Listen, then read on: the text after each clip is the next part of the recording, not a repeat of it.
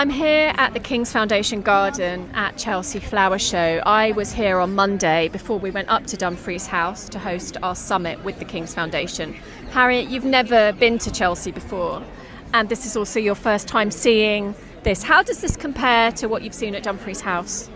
I think it's brilliant. It aligns so well with everything that I've seen at Dumfries House and everything we've been doing for the past 2 days with the summit, to really see that alignment between fibre and food and the natural environment, and to really see all of the beautiful natural dyes that are being grown here in the flowers, and then also a lot of the colours up there in terms of the hues.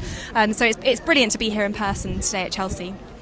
What's interesting as well is when you look at the flowers, but you know what colours they give. So woad, for instance, has a yellow flower, but the colour is quite a punchy blue. Madder gives a beautiful rose, dusky pink. But you wouldn't know that by looking at the plant, would you? No, exactly. And that's the beautiful thing about it. And the fact that it's here in the garden is actually highlighting that it might not look like a certain colour when it's growing in the ground, or you might not think you're going to get all of these amazing colours because the assumption is it's going to be a green or a brown. But actually there's so much you can do with natural dyeing, and having it here is just a real sort of case of reality, and to showcase what we can do in terms of proof of concept. I mean, I feel that natural dyes also answer some of the hypoallergenic issues that a lot of more people are becoming aware of about toxicity in their clothing.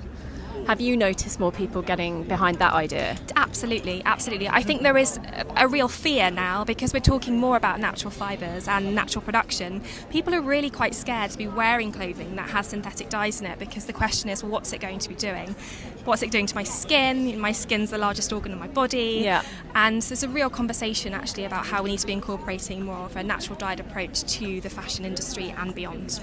And what do you think the effects of natural dyes on wool are, for instance, thinking of the Great British Wool Revival that we've just hosted at Dumfries House? Summit, sorry. It's okay. You can get the most amazing colours on wool. I mean, Rhea Burns and Kate Turnbull are brilliant examples of this, and I'm a natural dyer myself as well. I always say, if you're going to go as far as shearing the sheep and knowing where the wool's coming from and making products, then absolutely we should be incorporating natural dyes and using the plants to really emphasise that production and really get some beautiful, vibrant colours. For me, it's fantastic to see the King's Foundation's garden and seeing people really engaging with it, to know that this work that we're part of with our own creative wellbeing framework, aligning so much with his philosophy of harmony, His Majesty's philosophy. It's so nice to see how people are really interested in that.